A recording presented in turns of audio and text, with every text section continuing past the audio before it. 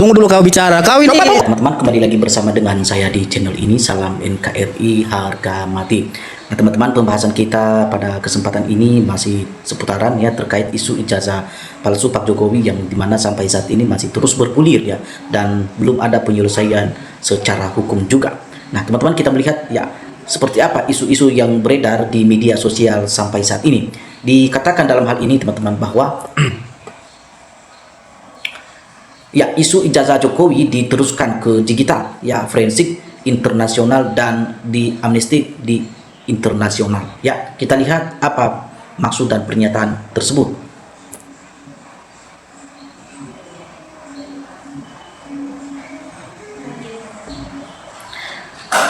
Nah, disampaikan di sini teman-teman bahwa kontroversi ya seputar keaslian ijazah palsu Pak Jokowi kini memasuki babak baru ya.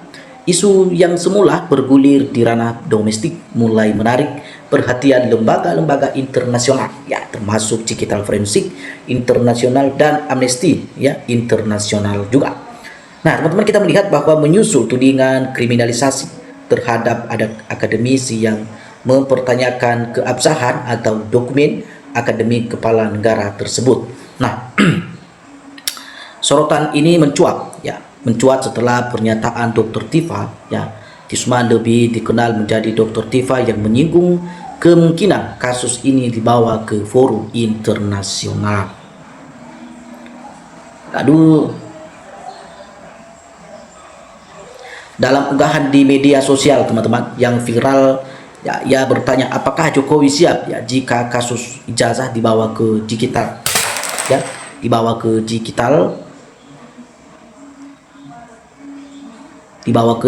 digital forensik internasional dan amnesti internasional. Itu pertanyaan Dr. Tifa pada media sosial ya.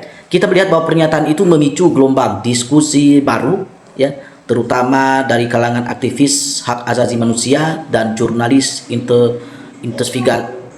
investigatif ya lintas negara. Nah, dikatakan bahwa informasi yang diperoleh redaksi menyebut laporan awal ya telah diajukan ke Organisasi Kriminal dan Corruption ya Reporting Project, organisasi investigasi ya global yang pernah ya membongkar skandal ya Panama Papers. Dikatakan bahwa teman-teman ya, isu ijazah palsu Pak Jokowi ya sampai saat ini masih menjadi bahan perbincangan masyarakat Republik Indonesia ya, karena dinilai ya masih ada hal-hal yang aneh, yang janggal dalam terkait ijazah tersebut. Nah, kenapa sampai saat ini teman-teman sulit untuk dibuktikan ya? Sulit untuk dibuktikan bahwa ijazah tersebut apakah ya asli atau memang palsu. Sebenarnya apa yang diinginkan oleh publik atau masyarakat Indonesia tidak terlalu banyak.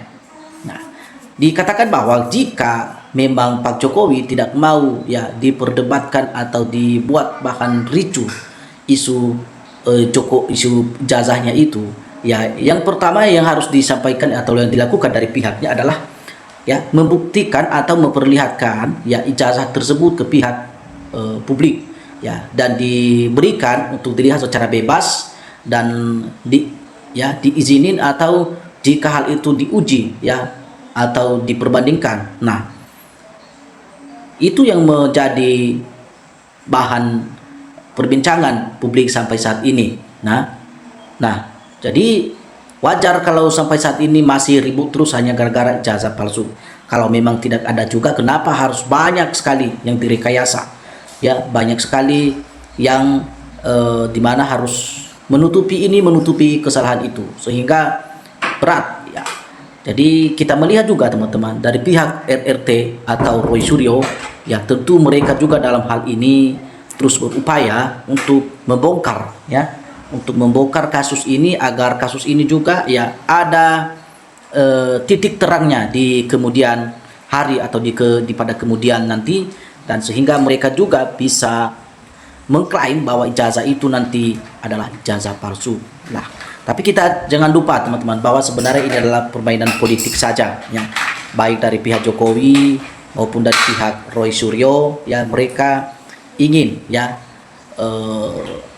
sama-sama ingin memiliki panggung di dalam politik, ya, karena kita melihat bahwa salah satu, ya, cara mereka untuk melemahkan, ya, pihak Pak Jokowi juga atau dari pihak keluarga Gibran, ya, karena ini tidak cukup teman-teman, ya, kasus Pak Jokowi, ya, apakah ketika nanti ijazah Pak Jokowi ditunjukkan di publik udah dianggap selesai masalah? Tentu masih banyak masalah yang mereka terus bongkar teman-teman, ya.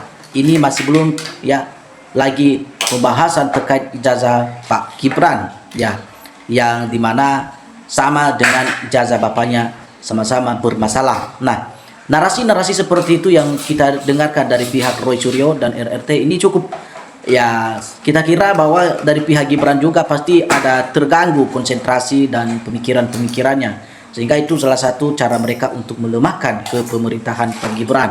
Nah, jadi kita berharap dalam hal ini, ya, tidaklah dengan demikian, ya, supaya melakukan atau yang menjatuhkan lawan, tapi ya ini adalah sebuah, ya, narasi-narasi yang memang yang harus tepat dan yang memang ada kebenarannya, ya.